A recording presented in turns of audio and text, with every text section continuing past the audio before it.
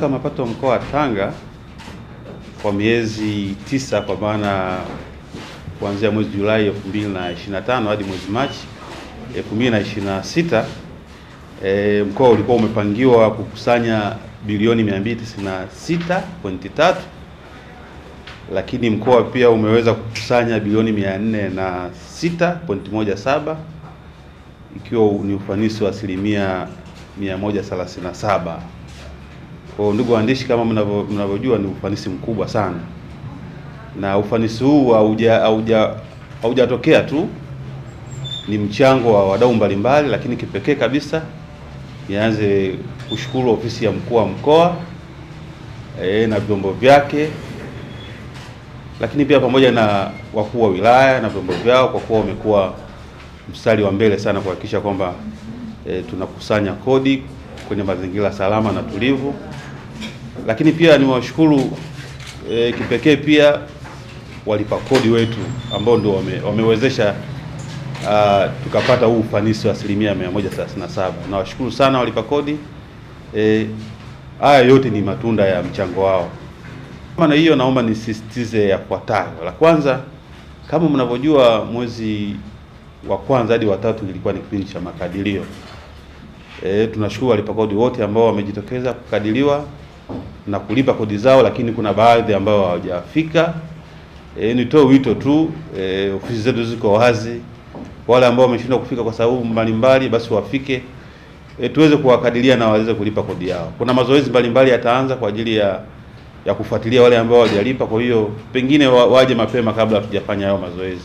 Kutakuwa na mazoezi ya barabarani kwa ajili ya magari, lakini na wafanyabiashara ambao hawajaja kwa ajili ya kukadiria. Kwa hiyo nitoe wito waje tuweze kuwakadiria na waweke mambo yao vizuri ili wasipate na hizo changamoto.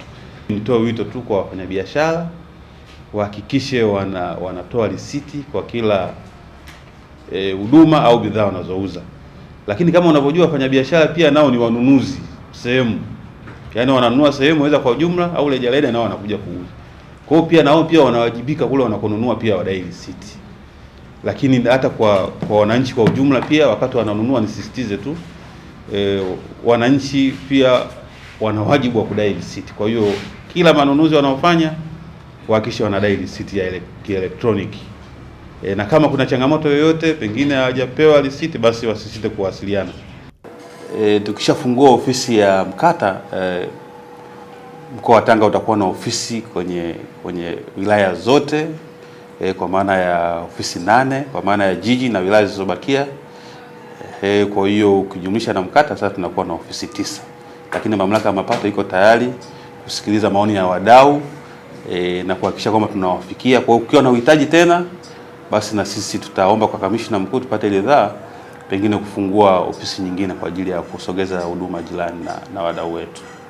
Mamlaka ya mapato Tanzania, sisi tunahudumia walipa kodi wetu na tunafuraha kuwahudumia. Kwa hiyo kwenye hilo pia tunatoa huduma masaa 24 kwa siku zote 7. Kwa hiyo tuna hata wale ambao wana uhitaji maalum. Kwa mfano, kuna mwingine unakuta anafanya biashara ambazo zinambana huu muda wa kazi.